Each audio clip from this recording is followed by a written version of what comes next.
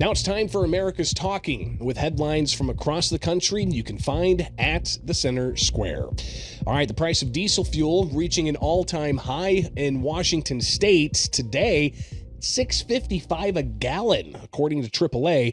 That means a driver filling up a 200-gallon tank for a big rig using diesel is paying more than $1,300. That price spike being blamed in part on the conflict involving Iran and also refinery disruptions, tightening the supply of gasoline. But the Center Square reporter, Carlene Johnson, says states like Washington face even higher prices due to stricter environmental regulations and higher state gas taxes. Now, the trucking industry and school districts across the state of Washington feeling the pain at the pump.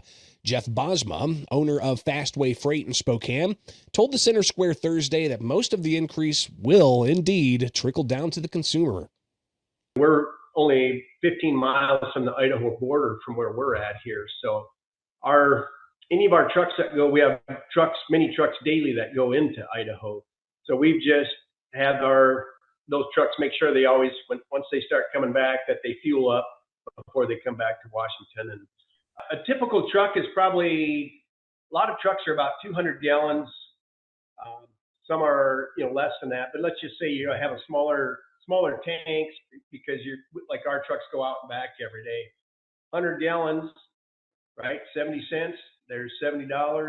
I was just going to say that truck fuels up, maybe not every day, but it's even 3 days a week, right? There's $210 a week.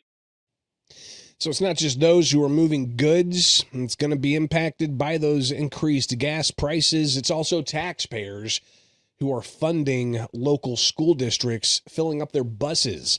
Vicki Alonzo with Auburn School District Communications in Washington State telling the Center Square their district receives fuel 4 times per month, and one refueling drop increased by about $23,000. But another school district saying that they are seeing the rising costs. They operate a diverse fleet that includes buses powered by propane and electricity.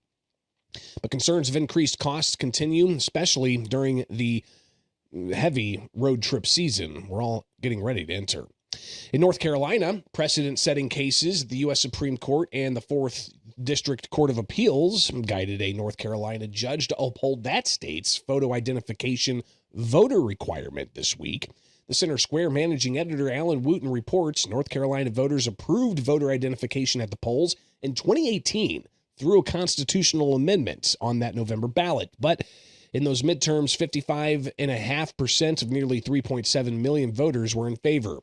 The court this week saying that it must follow the law of the United States Supreme Court and the 4th Circuit.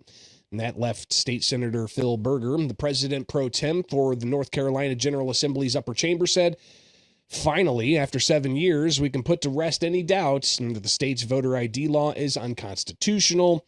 He went on to say this is a monumental win for the citizens of North Carolina and election integrity efforts. 24 states require voter ID. 12 others accept some kind of form of identification without a photograph. The California Senate unanimously passing a bill Thursday that renames Cesar Chavez Day Farm Workers Day. A few hours later, California Governor Gavin Newsom signing the bill, which received unanimous approval from the Assembly Monday. That March 31st state holiday was going to be known by its new name.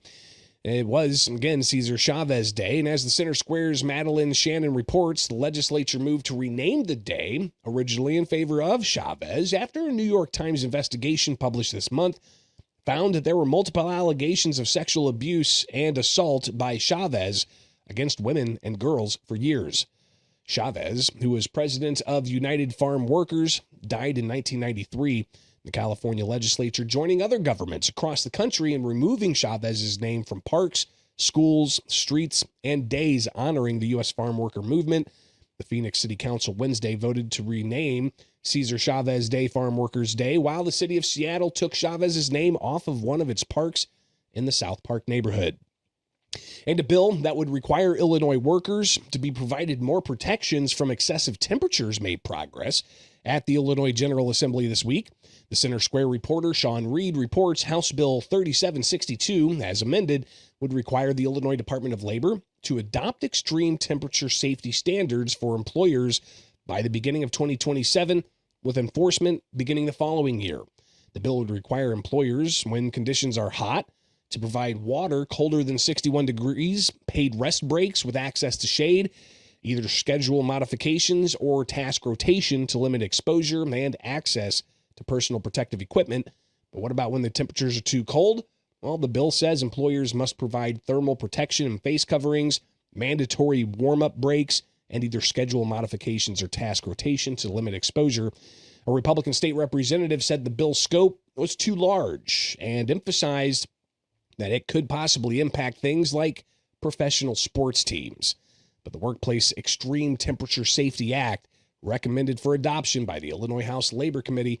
Upon agreement that it would be back with an amendment, they wrap up session May 31st.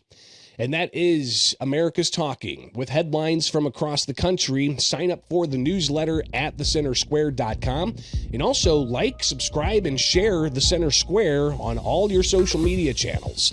From my studios in Central Illinois, I'm Greg Bishop, and you could join us back here Monday for more stories impacting you, the taxpayer, from across the country, only with The Center Square Daily.